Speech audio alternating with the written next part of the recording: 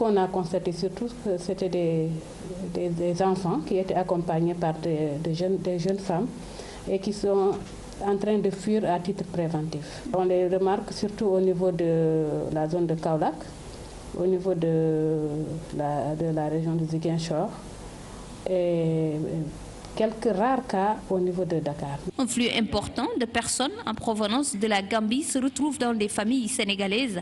Au niveau du Haut Commissariat des Nations Unies pour les réfugiés, une aide n'est pas encore envisagée pour ces déplacés. Ceux qui ont déjà traversé la frontière, qui ont fui, sont dans des familles d'accueil ou dans leur propre famille, ici au niveau du Sénégal.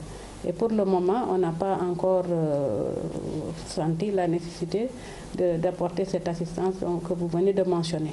Des dispositions particulières sont tout de même en train d'être mises en œuvre en cas de débordement en Gambie. Bon, on a déjà eu des missions qui sont allées sur le terrain, dans la zone de Kaolack, dans la zone de Tamba et Ziguinchor, pour essayer d'évaluer la situation, pour voir, essayer d'avoir des informations sur le nombre de personnes qui est en train de traverser, sur le profil.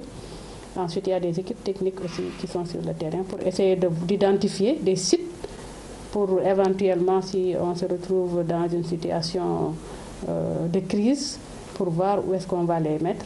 On a des équipes qui sont au niveau des frontières et qui vont nous alerter le moment venu. Depuis l'éclatement de la crise politique, des Gambiens se trouvent au Sénégal, mais le Haut Commissariat des Nations Unies pour les réfugiés dit ne pas disposer de chiffres exacts sur le nombre.